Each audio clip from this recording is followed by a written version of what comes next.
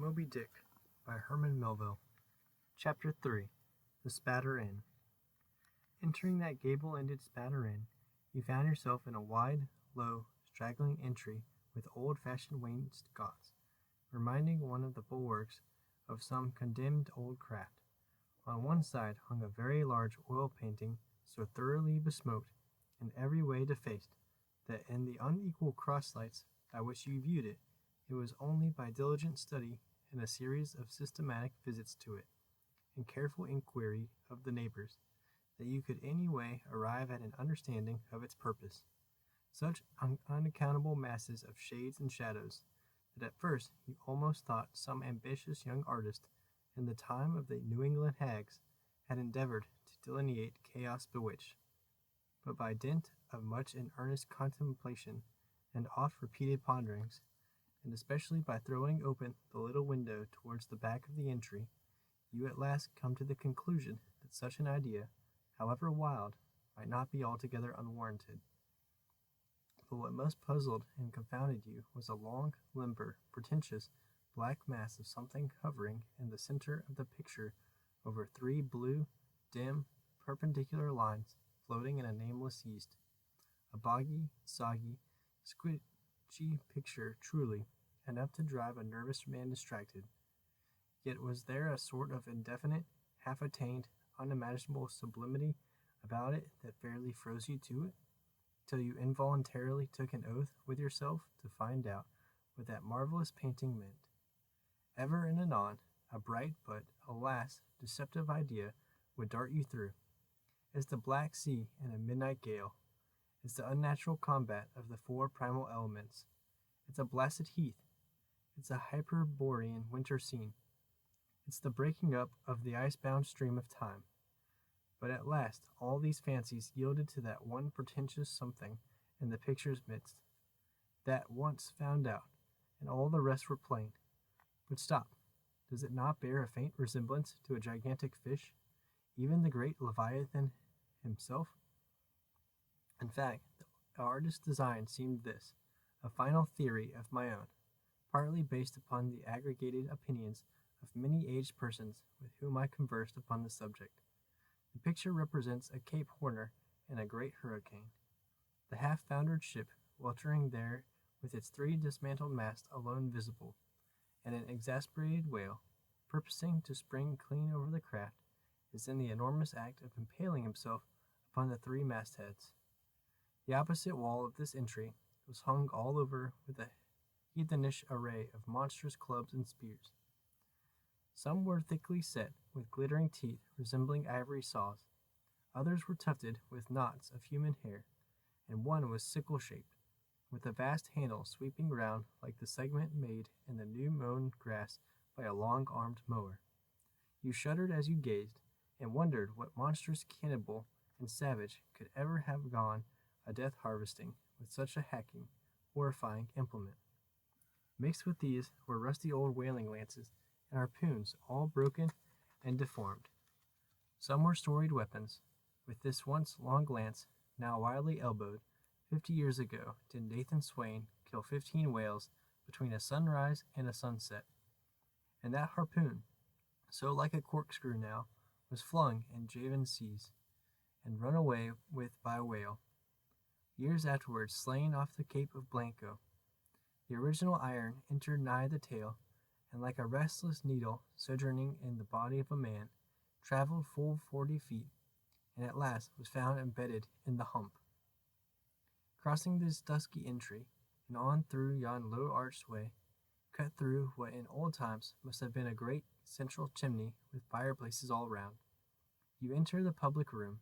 A still duskier place is this, with such low ponderous beams above, and such old wrinkled planks beneath, that you would almost fancy you trod some old craft's cockpits, especially of such a howling night, when this corner-anchored old ark rocked so furiously. On one side stood a long, low, shelf-like table, covered with cracked glass cases, filled with dusty rarities gathered from this wide world's remotest nooks. Projecting from the further angle of the room stands a dark-looking den, the bar, a rude attempt at a right whale's head.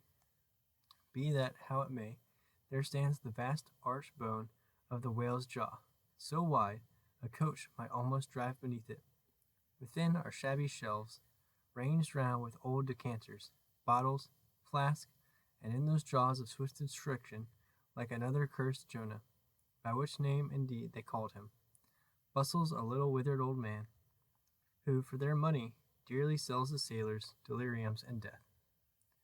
Abominable are the tumblers into which he pours his poison, though true cylinders without. Within, the villainous green goggling glasses deceitfully taper downwards to a cheating bottom.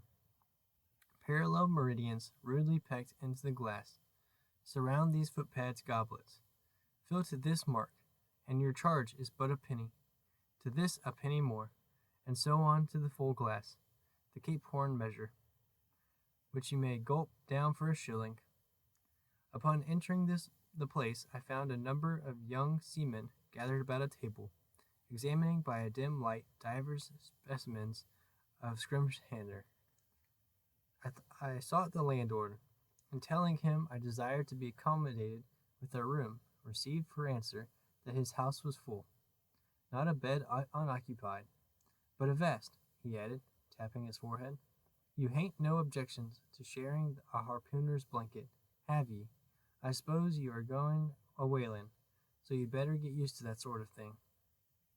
I told him that I never liked to sleep two in a bed, that if I should ever do so, it would depend upon who the harpooner might be, and that if he, the landlord, really had no other place for me, and the harpooner was not decidedly objectionable, why, rather than wander further about a strange town on so bitter a night, I would put up with the half of any decent man's blanket. I thought so. All right, take a seat. Supper? You want supper? Supper will be ready directly. I sat down on an old wooden settle, carved all over like a bench on the battery. At one end, a ruminating tar was still further adorning it with his jackknife, stooping over and diligently working away at the space between his legs. He was trying his hand at a ship under full sail, but he didn't make much headway, I thought. At last, some 4 or 5 of us were summoned to our meal in an adjoining room. It was cold as Iceland, no fire at all. The landlord said he couldn't afford it. Nothing but 2 dismal tallow candles, each in a winding sheet. We were fain to button up our monkey jackets, and hold to our lips cups of scalding tea with our half-frozen fingers, but the fare was of the most substantial kind. Not only meat and potatoes, but dumplings. Good heavens, dumplings for supper.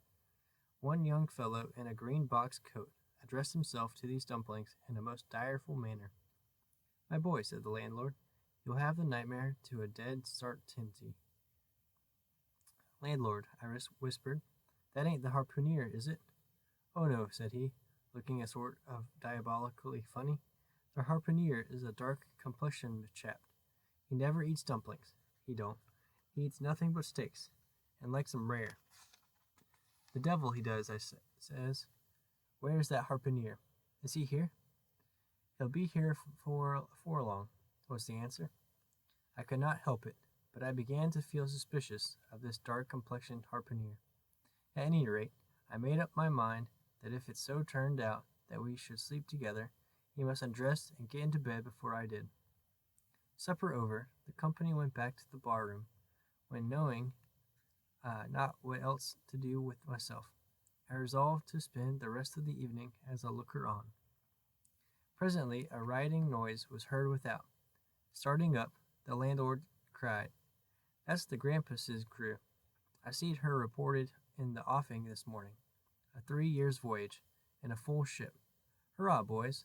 Now we'll have the latest news from the Fijis. A tramping of sea boots was heard in the entry. The door was flung open, and enrolled a wild set of mariners enough, enveloped in their shaggy watch coats, and with their heads muffled in woolen comforters, all bedarned and ragged, and their beards stiff with icicles. They seemed an eruption of bears from Labrador. They had just landed from their boat, and this was the first house they entered. No wonder, then, that they made a straight wake for the whale's mouth, the bar, when the wrinkled little old Jonah, there officiating, soon poured them out brimmers all around. One complained of a bad cold in his head, upon which Jonah mixed him a pitch-like potion of gin and molasses, which he swore was a sovereign cure for all colds and catarrhs whatsoever. Never mind of how long standing, or whether caught off the coast of Labrador, or on the weather side of an ice island. The liquor soon mounted into their heads, as it generally does, even with the errantest topers newly landed from sea, and they began capering about most obstreperously. I observed, however, that one of them held somewhat aloof, and though he seemed desirous not to spoil the hilarity of his shipmates by his own sober face, yet upon the whole he refrained from making as much noise as the rest. This man interested me at once, and since the sea gods had ordained that he should soon become my shipmate, though but a sleeping partner one, so far as this narrative is concerned, I will here venture upon a little description of him. He stood full 6 feet in height, with noble shoulders, and a chest like a cofferdam. I have seldom seen such brawn in a man. His face was deeply brown and burnt, making his white teeth dazzling by the contrast, while in the deep shadows of his eyes floated some reminiscences that did not seem to give him much joy. His voice at once announced that he was a southerner, and from his fine stature, I thought he must be one of those tall mountaineers from the Alleghanian Ridge in Virginia. When the revelry of his companions had mounted to its height, this man slipped away unobserved, and I saw no more of him till he became my comrade on the sea. In a few minutes, however, he was missed by his shipmates, and being, it seems, for some reason a huge favorite with them, they raised a cry of "Bulkington! Bulkington! Where's Bulkington?" and darted out of the house in pursuit of him. It was now about 9 o'clock, and the room seemingly almost supernaturally quiet after these orgies. I began to congratulate myself upon a little plan that had occurred to me just previous to the entrance of the seamen. No man prefers to sleep two in a bed. In fact, you would a good deal rather not sleep with your own brother. I don't know how it is, but people like to be private when they are sleeping. And when it comes to sleeping with an unknown stranger in a strange inn, in a strange town, and that stranger a harpooner, then your objections indefinitely multiply. Nor was there any earthly reason why I as a sailor should sleep two in a bed, more than anybody else, for sailors no more sleep two in a bed at sea than bachelor kings do ashore.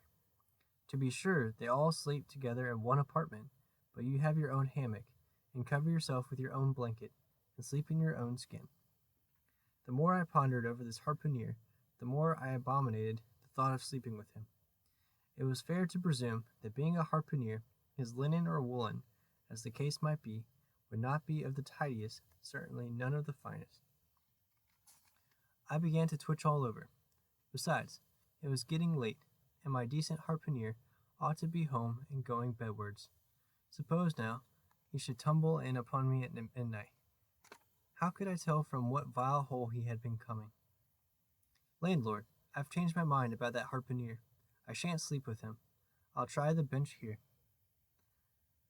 Just as you please. I'm sorry I can't spare ye a tablecloth for a mattress, and it's a plaguey rough board here. Feeling of the knots and notches. But wait a bit, Skirmshander. I've got a carpenter's plane there in the bar. Wait, I say, and I'll make ye snug enough. So saying, he procured the plane, and with his old silk handkerchief, first dusting the bench, vigorously set to planing away at my bed, the while grinning like an ape. The shavings flew right and left, till at last the plain iron came bump against an indestructible knot. The landlord was near spraining his wrist, and I told him for heaven's sake to quit. The bed was soft enough to suit me, and I did not know how all the planing in the world could make eater down of a pine plank. So gathering up the shavings with another grin, and throwing them into the great stove in the middle of the room, he went about his business, and left me in a brown study. I now took the measure of the bench, and found that it was a foot too short, but that could be mended with a chair. But it was a foot too narrow, and the other bench in the room was about 4 inches higher than the planed one, so there was no yoking them. I then placed the first bench lengthwise along the only clear space against the wall, leaving a little interval between for my back to settle down in. But I soon found that there came such a draught of cold air over me from under the sill of the window that this plan would never do at all, especially as another current from the rickety door met the one from the window, and both together formed a series of small whirlwinds in the immediate vicinity of the spot where I had thought to spend the night. The devil fetch that harpooner, thought I, but stop, couldn't I steal a march on him, bolt his door inside, and jump into his bed, not to be wakened by the most violent knockings? It seemed no bad idea, but upon second thoughts I dismissed it, for who could tell but what the next morning, so soon as I popped out of the room, the harpooner might be standing in the entry, all ready to knock me down. Still, looking around me again, and seeing no possible chance of spending a sufferable night unless in some other person's bed, I began to think that after all I might be cherishing unwarrantable prejudices against this unknown harpooner. Thinks I, I'll wait a while. He must be dropping in before long. I'll have a good look at him then, and perhaps we may become jolly good bedfellows after all. There's no telling. But though the other boarders kept coming in by ones, twos, and threes, and going to bed, get no sign of my harpooner. Landlord, said I, what sort of a chap is he? Does he always keep such late hours? It was now hard upon 12 o'clock. The landlord chuckled again with his lame chuckle, and seemed to be mightily tickled at something beyond my comprehension. No, he answered, generally he's an early bird. Early to bed and early to rise. Yes, he's the bird that catches the worm. But tonight he went out a-peddling, you see, and I don't see what on earth keeps him up so late, unless, maybe, he can't sell his head. Can't sell his head? What sort of bamboozling story is this you're telling me? Getting into a towering rage. Do you pretend to say, landlord, that this harpooner is actually engaged this blessed Saturday night, or rather Sunday morning, in peddling his head around this town? That's precisely it, said the landlord, and I told him he couldn't sell it here. The market's overstocked. With what? Shouted I. With heads, to be sure. Ain't there too many heads in the world? I tell you what is, landlord, said I, quite calmly. You'd better stop spinning that yarn to me. I'm not green. Maybe not, taking out a stick and whittling a toothpick, but I rather say, guess you'll be done brown if that air harpooner hears you a slandering his head. I'll break it for him, said I, now flying into a passion again at this unaccountable farrago of the landlord's. It's broke already, said he. Broke, said I. Broke, do you mean? Sartain, and that's the very reason he can't sell it, I guess. Landlord, said I, going up to him as cool as Mount Hecla in a snowstorm. Landlord, stop whittling. You and I must understand one another, and that, too, without delay. I come to your house and want a bed. You tell me you can only give me a half a one, that the other half belongs to a certain harpooner, and about this harpooner, whom I have not yet seen, you persist in telling me the most mystifying and exasperating stories, tending to beget in me an uncomfortable feeling towards the man whom you design for my bedfellow. A sort of connection, landlord, which is an intimate and confidential one in the highest degree. I now demand of you to speak out and tell me who and what this harpooner is, and whether I shall be in all respects safe to spend the night with him. And in the first place, you will be so good as to unsay that story about selling his head, which, if true, I take to be good evidence that this harpooner is stark mad, and I have no idea of sleeping with a madman. And you, sir, you, I mean, landlord, you, sir, by trying to induce me to do so knowingly, would thereby render yourself liable to a criminal prosecution. Wall, said the landlord, fetching a long breath, that's a purty long sarmon for a chap that rips a little now and then. But be easy, be easy. This here harpooner I have been telling you of has just arrived from the South Seas, where he bought up a lot of balmed New Zealand heads, great curios, you know, and he sold all on them but one, and that one he's trying to sell tonight, 'cause tomorrow's Sunday, and it would not do to be selling human heads about the streets when folks is going to churches. He wanted to last Sunday, but I stopped him just as he was going out of the door with 4 heads strung on a string, for all the earth like a string of onions. This account cleared up the otherwise unaccountable mystery, and showed that the landlord, after all, had had no idea of fooling me. But at the same time, what could I think of a harpooner who stayed out of a Saturday night, clean into the holy Sabbath, engaged in such a cannibal business as selling the heads of dead idolaters? Depend upon it, landlord, that harpooner is a dangerous man. He pays reg'lar, was the rejoinder. But come, it's getting dreadful late. You had better be turning flukes. It's a nice bed. Sal and me slept in that air bed the night we were spliced. There's plenty of room for 2 to kick about in that bed. It's an almighty big bed, that. Why, afore we give it up, Sal used to put our Sam and little Johnny in the foot of it. But I got a dreaming and sprawling about one night, and somehow Sam got pitched on the floor and came near breaking his arm. After that, Sal said it wouldn't do. Come along here, I'll give ye a glim in a jiffy. And so saying, he lighted a candle and held it towards me, offering to lead the way.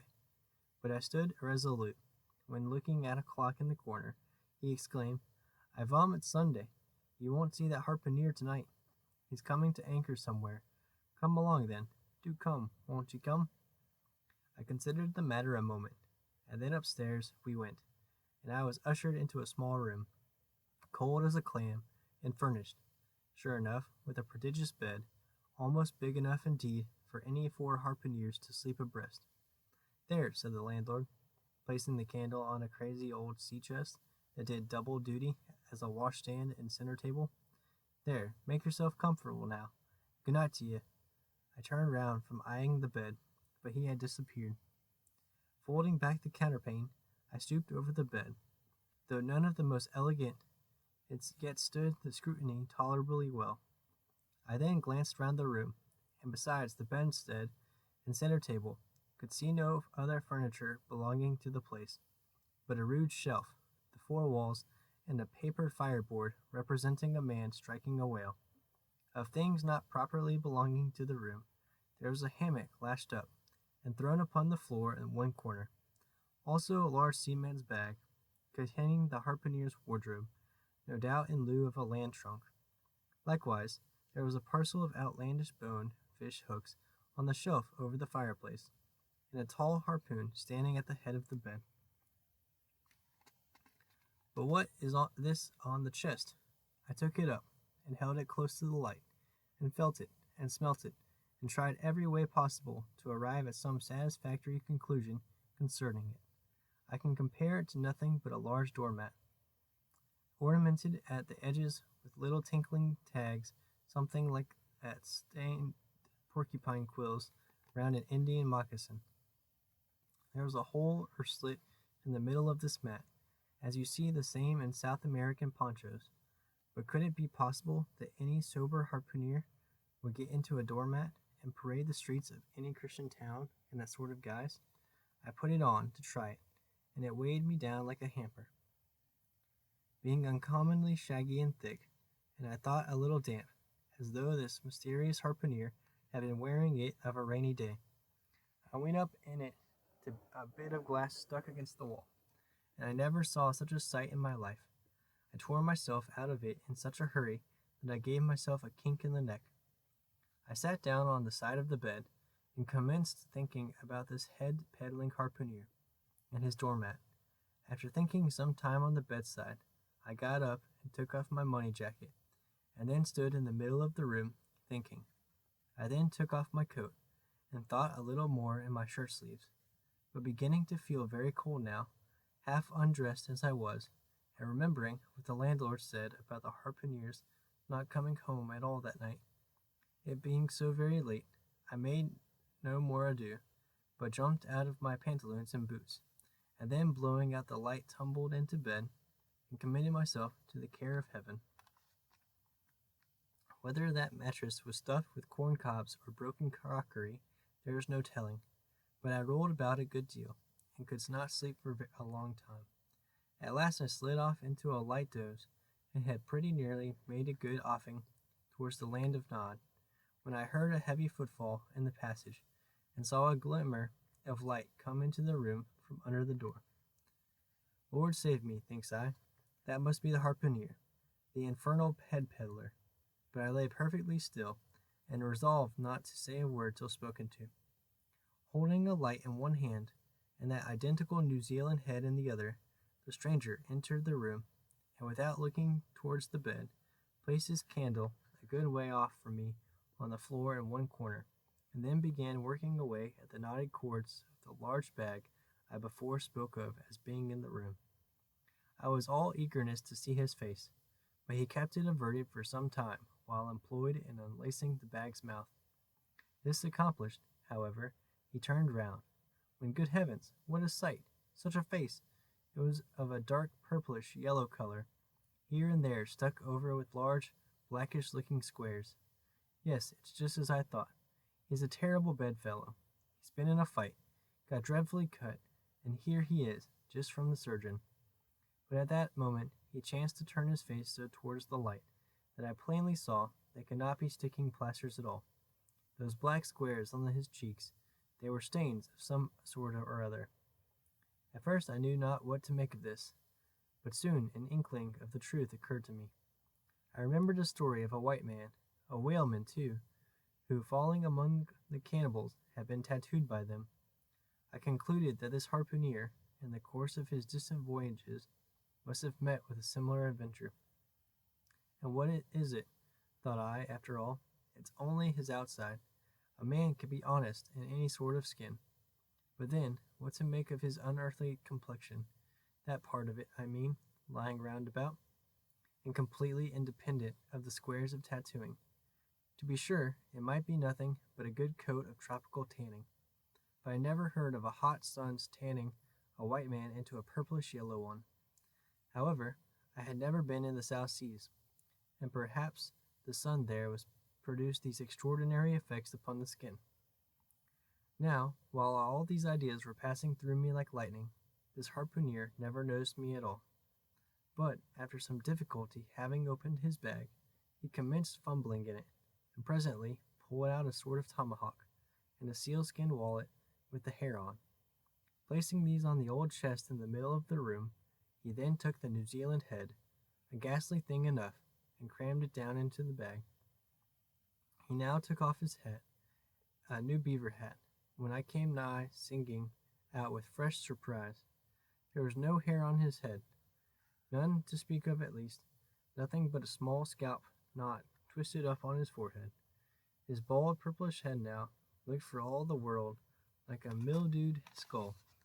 Had not the stranger stood between me and the door, I would have bolted out of it quicker than I ever bolted a dinner. Even as it was, I thought something of slipping out of the window, but it was a second floor back.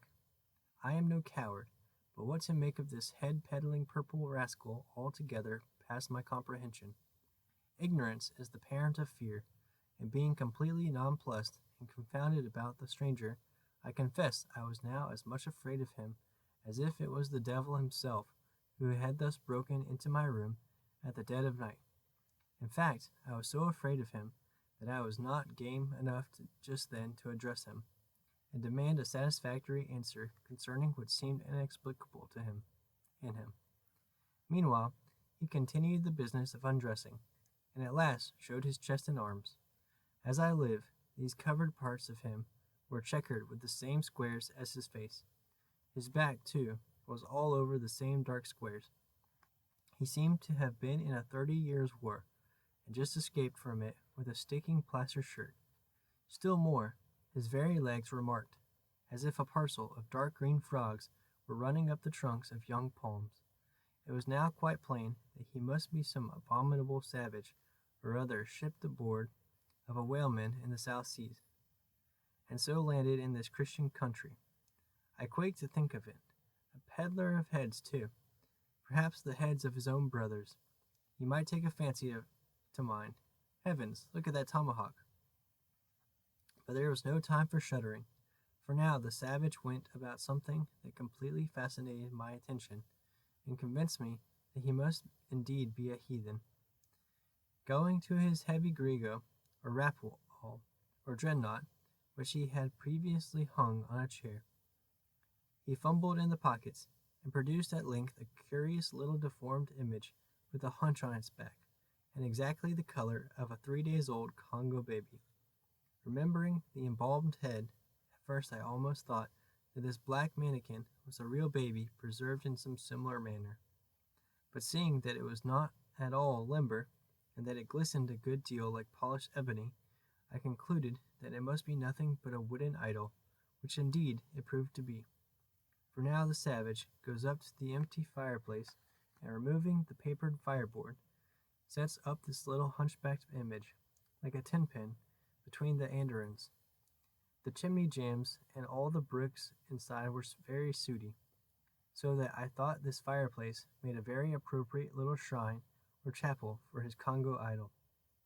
I now screwed my eyes hard towards the half-hidden image, feeling but ill at ease meantime, to see what was next to follow. First he takes about a double handful of shavings out of his grego pocket, and places them carefully before the idol. Then, laying a bit of ship biscuit on top and applying the flame from the lamp, he kindled the shavings into a sacrificial blaze. Presently, after many hasty snatches into the fire, and still hastier withdrawals of his fingers, whereby he seemed to be scorching them badly, he at last succeeded in drawing out the biscuit, and blowing off the heat and ashes a little.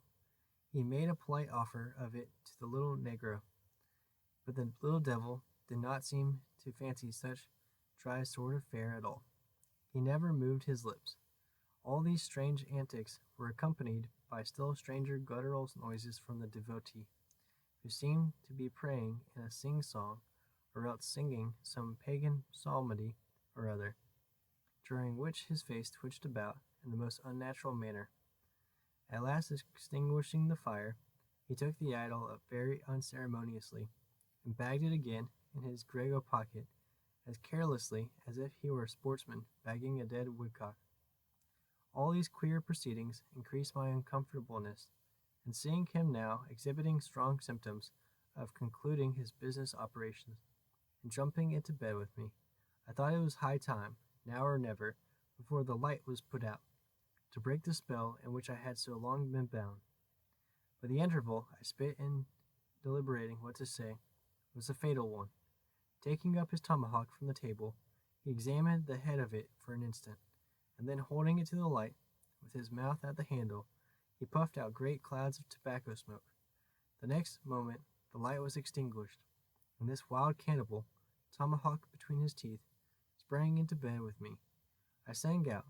I could not help it now, and giving a sudden grunt of astonishment, he began feeling me. Stammering out something, I knew not what, I rolled away from him against the wall, and then conjured him, whoever or whatever he might be, to keep quiet, and let me get up and light the lamp again. But his guttural responses satisfied me at once that he but ill comprehended my meaning. "Who de bell you?" he at last said. "You no speake, dammy, I killee." And so saying, the lighted tomahawk began flourishing about me in the dark. "Landlord, for God's sake, Peter Coffin!" shouted I. "Landlord, watch! Coffin! Angels, save me!" "Speaky, tell me who ye be, or dammy I killee," again growled the cannibal, while his horrid flourishings of the tomahawk scattered the hot tobacco ashes about me till I thought my linen would get on fire. But thank heaven, at that moment the landlord came into the room, light in hand, and leaping from the bed I ran up to him.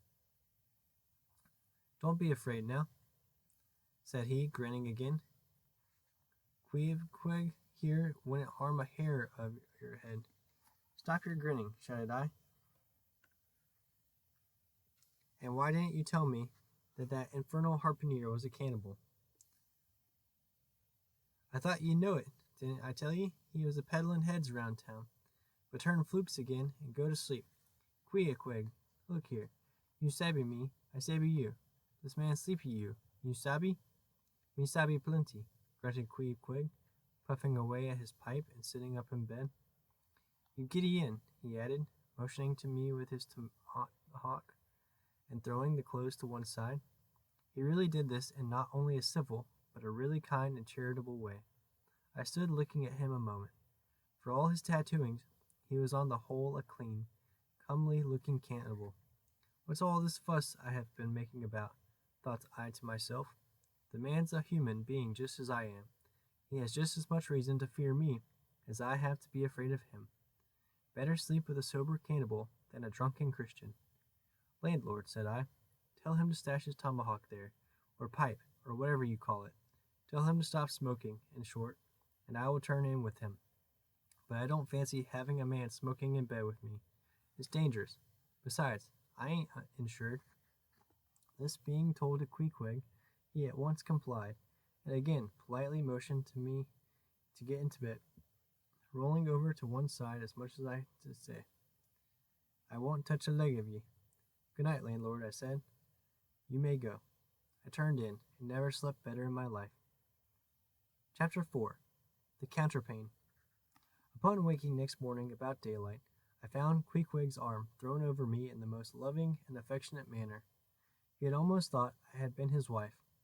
The counterpane was of patchwork, full of odd little party-colored squares and triangles, and this arm of the is tattooed all over with an interminable Cretan labyrinth of a figure, no two parts of which were of one precise shade, owing, I suppose, to his keeping his arm at sea unmethodically in sun and shade.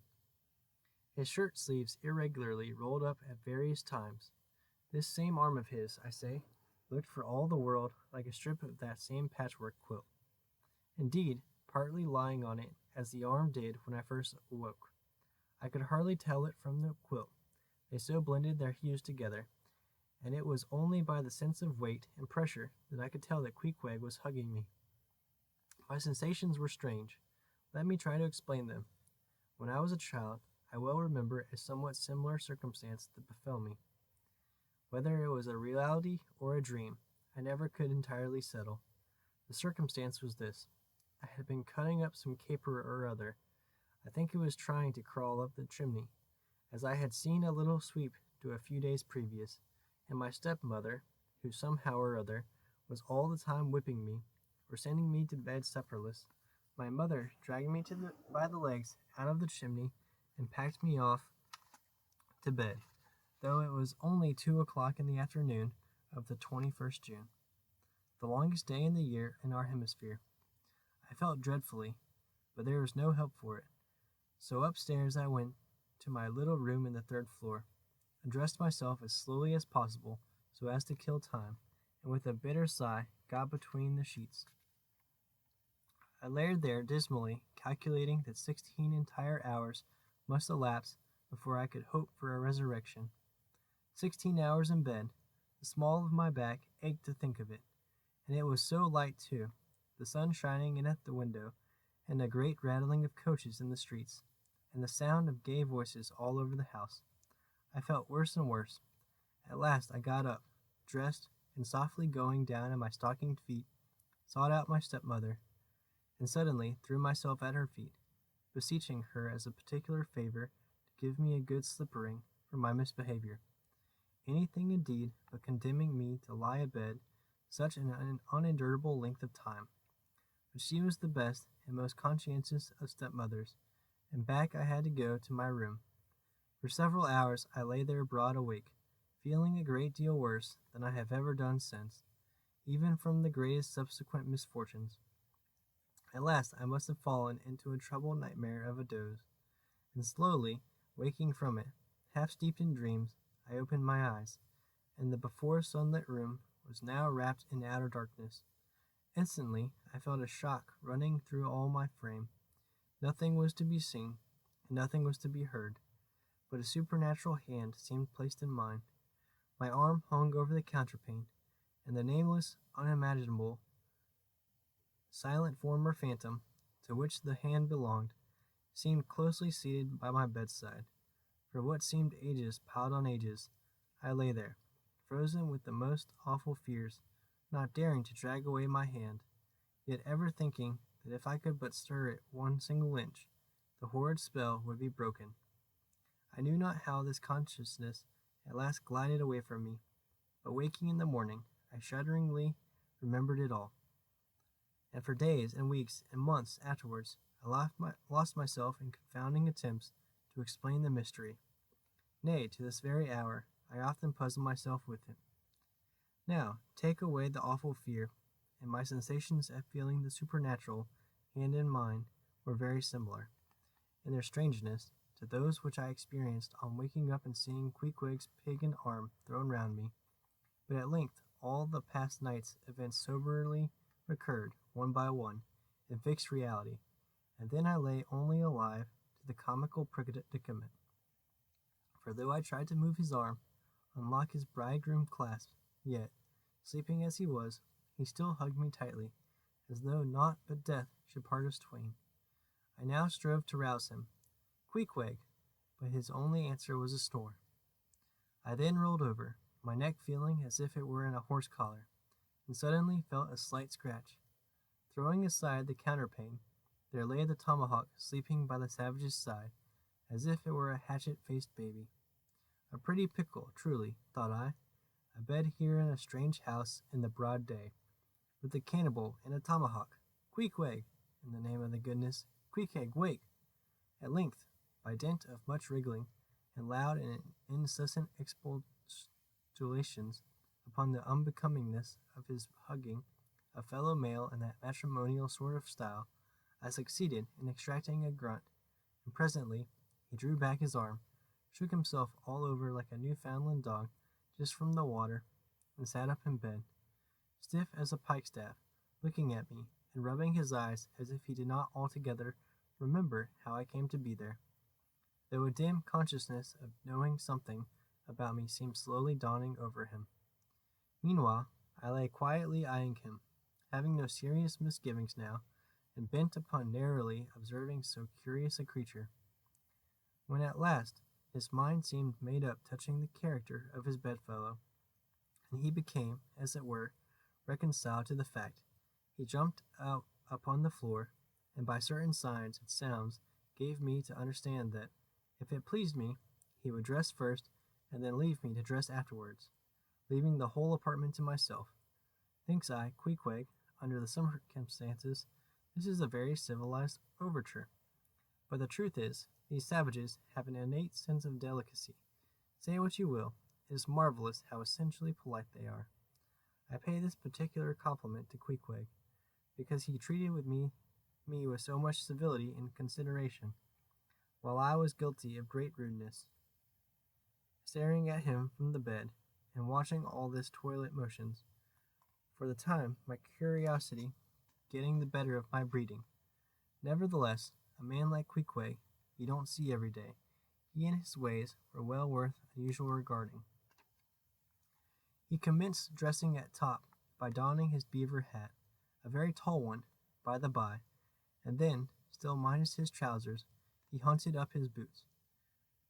What under the heavens he did it for, I cannot tell, but his next movement was to crush himself, boots in hand and hat on, under the bed, when from sundry violent gaspings and strainings, I inferred he was hard at work booting himself, though by no law of property that I ever heard of is any man required to be private when putting on his boots.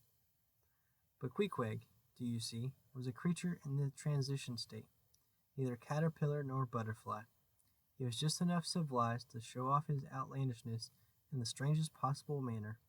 His education was not yet completed. He was an undergraduate. If he had not been a small degree civilized, he very probably would not have troubled himself with boots at all. But then, if he had not been still a savage, he never would have dreamt of getting under the bed to put them on. At last, he emerged with his hat very much dented and crushed down over his eyes, and began creaking and limping about the room, as if, not being much accustomed to boots, his pair of damp, wrinkled cowhide ones, probably not made to order either, rather pinched and tormented him at the first go off of a bitter cold morning. Seeing now that there were no curtains to the window, and that the street being very narrow, the house opposite commanded a plain view into the room, and observing more and more the indecorous figure that Queeque had made, staving about with little else but his hat and boots on, I begged him as well as I could to accelerate his toilet somewhat, and particularly to get into his pantaloons as soon as possible. He complied, and then proceeded to wash himself. At that time in the morning any Christian would have washed his face, but Queeque, to my amazement, contented himself with restricting his ablutions to his chest, arms, and hands. He then donned his waistcoat, and taking up a piece of hard soap on the washstand center table, dipped it into the water, and commenced lathering his face. I was watching to see where he kept his razor, when lo and behold, he takes the harpoon from the bed corner, slips out the long wooden stock, unsheathes the head, wets it a little on his boot, and striding up to the bit of mirror against the wall, begins a vigorous scraping, or rather harpooning of his cheeks. Thinks I, Queeque, this is using Roger's best cutlery with a vengeance. Afterwards, I wondered the less at this operation when I came to know of what fine steel the head of a harpoon is made, and how exceedingly sharp the long straight edges are, always kept. The rest of his toilet was soon achieved, and he proudly marched out of the room, wrapped up in his great pilot monkey jacket, and sporting his harpoon like a marshal's baton. Chapter 5. Breakfast. I quickly followed suit, and descending into the bar-room, accosted the grinning landlord very pleasantly. I cherished no malice towards him, though he had been skylarking with me not a little in the matter of my bedfellow. However, a good laugh is a mighty good thing, and rather too scarce a good thing, the more's the pity. So if any one man in his own proper person affords stuff for a good joke to anybody, let him not be backward, but let him cheerfully allow himself to spend and be spent in that way. And the man that has anything bountifully laughable about him, be sure there is more in that man than you perhaps think for. The bar-room was now full of the boarders who had been dropping in the night previous, and whom I had not as yet had a good look at. They were nearly all whalemen, chief mates, and second mates, and third mates, and sea carpenters, and sea coopers, and sea blacksmiths, and harpooneers, and shipkeepers, a brown and brawny company, with bosky beards, and unshorn shaggy set, all wearing monkey jackets for morning gowns. You could pretty plainly tell how long each one had been ashore. This young fellow's healthy cheek is like a sun-toasted pear in hue, and would seem to smell almost as musky. He cannot have been 3 days landed from his Indian voyage. That man next to him looks a few shades lighter. You might say a touch of satin wood is in him, and the complexion of a third still lingers a tropic tan, but slightly bleached withal. He doubtless has tarried whole weeks ashore. But who could show a cheek like Queeque, which, barred with various tints, seemed like the Andes' western slope, to show forth in one array, contrasting climates, zone by zone. "Grub ho!" now cried the landlord, flinging open a door, and in we went to breakfast. They say that men who have seen the world thereby become quite at ease in manner, quite self-possessed in company. Not always, though. Ledyard, the great New England traveler, and Mungo Park, the Scotch one, of all men they possess the least assurance in the parlor. For perhaps the mere crossing of Siberia in a sledge drawn by dogs, as Ledyard did, or the taking a long solitary walk on an empty stomach in the negro heart of Africa, which was the sum of poor Mungo's performances. This kind of travel, I say, may not be the very best mode of attaining a high social polish. Still, for the most part, that sort of thing is to be had anywhere. These reflections just here are occasioned by the circumstance that after we were all seated at the table, and I was preparing to hear some good stories about whaling, to my no small surprise, nearly every man maintained a profound silence, and not only that, but they looked embarrassed. Yes, here were a set of sea dogs, many of whom, without the slightest bashfulness, had boarded great whales on the high seas, entire strangers to them, and duelled them dead without winking. And yet here they sat at a social breakfast table, all of the same calling, all of kindred taste, looking round as sheepishly at each other as though they had never been out of sight of some sheepfold among the green mountains. A curious sight, these bashful bears, these timid warrior whalemen. But as for Queeque, why, Queeque sat there among them, at the head of the table, too, it so chanced, as cool as an icicle. To be sure, I cannot say much for his breeding. His greatest admirer could not have cordially justified his bringing his harpoon into breakfast with him, and using it there without ceremony, reaching over the table with it, to the imminent jeopardy of many heads, and grappling the beefsteaks towards him. But that was certainly very coolly done by him, and every one knows that in most people's estimation, to do anything coolly is to do it genteelly. We will not speak of all Queequeg's peculiarities here, how he eschewed coffee and hot rolls, and applied his undivided attention to beefsteaks, done rare.